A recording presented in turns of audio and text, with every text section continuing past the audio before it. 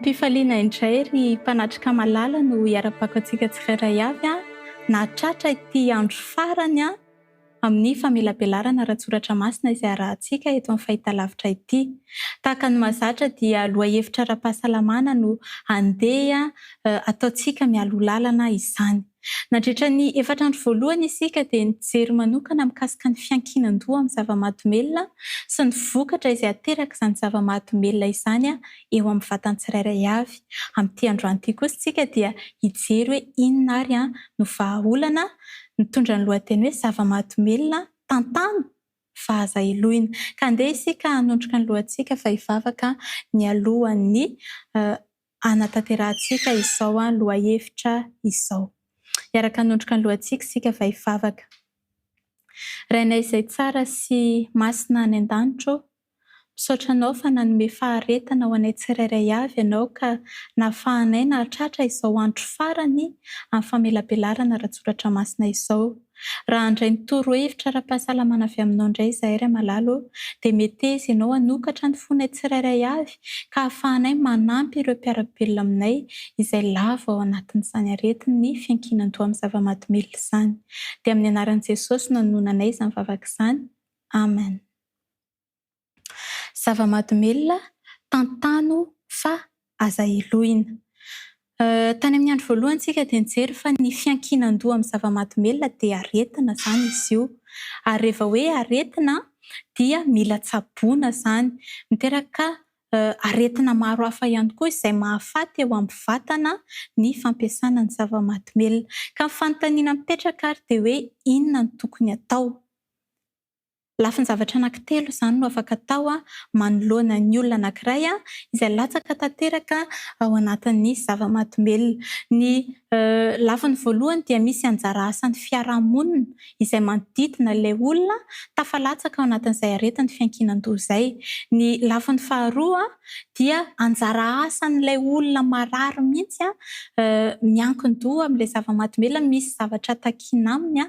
Ary ny fahatelo misy lafiny ara-panahy izay ho resahantsika ao anatin'ny fotoana fohy amin'ity anio ity. Inona ary izany anjara asan'ny fiarahamonina? Matetika ny manodidina rehefa mahita olona anankiray latsaka ao anatin'ny fiankinan-doha, potika tanteraka ny fiainany, mamotika ihany koa ny fiainan'ireo izay manodidina azy izy dia tsy te halala ary manilikilika.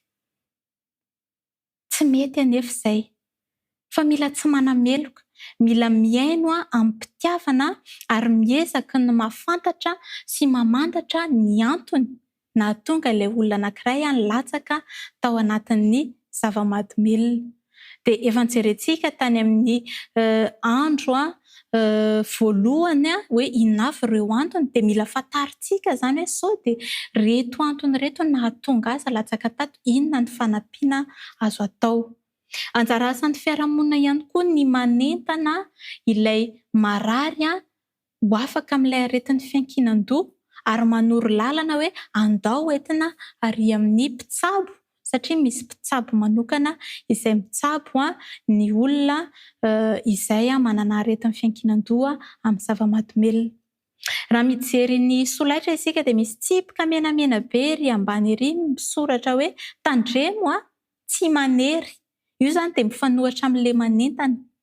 Ny olona anankiray izay marary lavo tao anatin'ny zava-mahadomelina dia tsy azo terena hiala. Fa entanina izy toroana lalana ary enoana. Andeha ho jerentsika hoe inona ary ny antony mampatonga ny marary anankiray izay miankin-doha amin'ny zava-mahadomelina tsy azo terena hiala. Ny anjara asan'ny marary izany dia mandray fanapahan-kevitra ary vonona. Ny fikarohana izay natao manam-pahaizana mikasika ny saina dia nahita fa ireo marary izay manapa-kevitra amin'ny tenany samy irery fa tsy niteren'ny fianakaviana sy ny fiarahamonina ary vonona tanteraka ny ala amin'ny zava-mahadomelina dia ahitana fahombiazan'ny fitsaboana 700 isan-jato. Ny olana manko amin'ity aretin'ny fiankinan-doha ity dia mety hiverimberina izy ity. raha tsy voatsabo ara-dalàna ary indrindrandrindra raha toa ka olona tsy vonona sy noteren'ny manodidina, noteren'ny ray aman-dreny, ny mpiray tam-pony, vady no tonga ho tsaboana mikasika ny fiankinan-doha amin'ny zava-mahadomelina dia tsy ahomby velively ny fitsaboana ny 700 isan-jato tsy tanteraka. Fa raha toa ka efa manana an'ilay fanapahan-kevitra ilay olona 700 isan-jato tanteraka, ny 80 isan-jato kosa any mpitsabo sy andraikitra madinidinika entin'ny fiarahamonina hanampiana ilay marary. Mila manaiky sy manaraka ireo fanampiana ihany koa. Misy matetika izay ny zavatra mitranga izany amin'ireny olona miankin-doha amin'ny zava-mahadomelina ireny satria tsy tsapany hoe aretina ilay izy dia manantona any mpitsabo ihany izy hoe tokony hiala amin'ilay zava-mahadomelina ampiasany, kanefa rehefa atoro azy hoe reto avy ny dingana dia tsy manaiky izy vitako irery ry dokotera fa aza pipiny izany fa tady fotsiny hoe inona ilay zavatra tokony atao. Mila manaiky sy manaraka ireo torolalana rehetra izay omen'ny mpitsabo izany. Ny lafiny manaraka dia mila manao safidy tsara satria izay ilay nahalavo tao amin'ilay aretina tamin'ny voalohany, ilay tia andrakandra ilay safidy ratsy nivadika aretina goavambe tsy azo ialana sahala amin'ny tsy ahitam-bahaolana. Dia mila manao safidy tsara amin'ny sisa rehetra. Ary ny farany dia mila manana faharetana satria ny fialana amin'ny zava-mahadomelina dia tsy vita vetivety, tsy vita moramora fa mandritra ny fotoana maharitra, misy fanaraha-maso akaiky sy maromaro izay atao amin'ireny olona ireny ahafahan'izy ireo ho afaka tanteraka amin'izany zava-mahadomelina izany.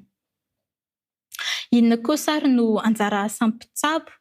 Mpitsabo maromaro no miara-miasa amin'ny fanatanterahana ny fialana amin'ny zava-mahadomelina, indrindrandrindra ireo mpitsabo manokana ny saina izany, manamaivana ny fanaintainana ary manana faharetana ihany koa amin'ireny olona manana aretin'ny fiankinan-doha ireny. Ny lafiny farany hojerentsika dia ny fitsaboana ara-panahy. Ao amin'ny marika toko 5, filazantsara marika toko 5 dia misy tantarana lehilahy anankiray izay gejain'ny aretin'ny saina, nanana aretin'ny saina maromaro izay tao aminy izany ity lehilahy ity. Izy ilay fantatsika fa nanana legiona 12 ilay demoniaka tao Gerasena. Rehefa avy niampita ny sambo kely Jesosy dia tonga teo amin'io tanàna io.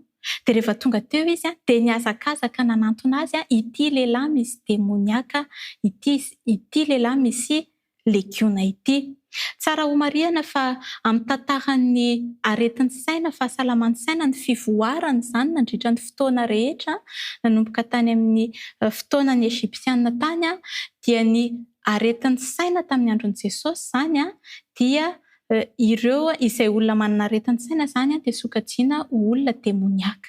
Izany hoe azo antoka izany fa ity lehilahy ity dia olona manana aretin'ny saina maro nifangaro tao amin'ny tao ary tsy diso anjara tao anatin'izany ny fiankinan-doha amin'ny zava-mahadomelina.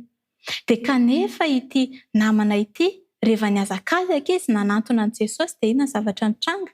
Navoakan'i Jesosy tao aminy ireo fanahy rehetra ary nahazo fanasitranana ny aretina izay tao aminy ihany koa ity lehilahy ity.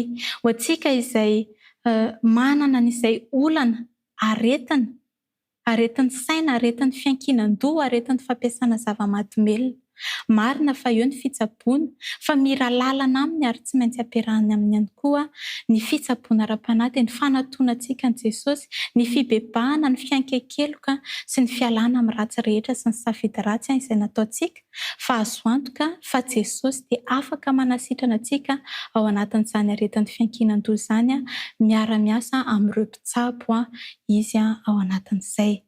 Ny teny fikasana ao antsika amin'ity andro farany ity dia hoe fa Jehovah manavitra ny fanahin'ny mpanompony ka tsy mba hisy hoeloina izay rehetra mialoka aminy.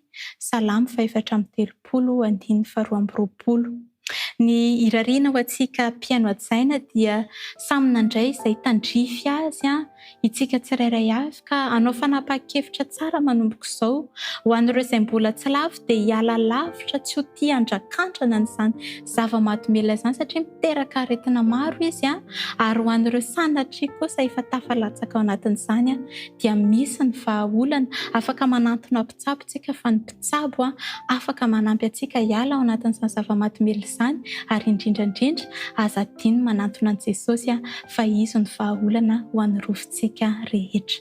Andeha isika hiaraka hanondroka ny lohantsika fa hivavaka. Rainay izay masina any an-danitro, misaotra fa nahafeno ny lohahevitra rehetra izay nilainay ho fantatra mikasika ny fiankinan-doha amin'ny zava-mahadomelina izahay ankehitriny. Aoka ianao Ray Malalo no hibitsika aminay tsirairay avy amin'ny alalan'ny fanahinao masina isan'andro isan'andro. Ahatonga ny mpihaino tsirairay avy handray fanapahan-kevitra tsara. Ahatonga ireo izay sanatria efa tafalatsaka ao anatin'ny zava-mahadomelina handray ny safidy ny hiala amin'izany tsy ho terena. Dia meteza ianao ombanay tsirairay avy sy ny fiainanao ka fiainanay ka ho tahinao izahay ho ambinina sy ho salama amin'ny zavatra rehetra amin'ny anaran'i Jesosy. Amen. Dia mametraka ny mandra-pioana amintsika tsirairay avy indray ny tenako amin'ity anio ity.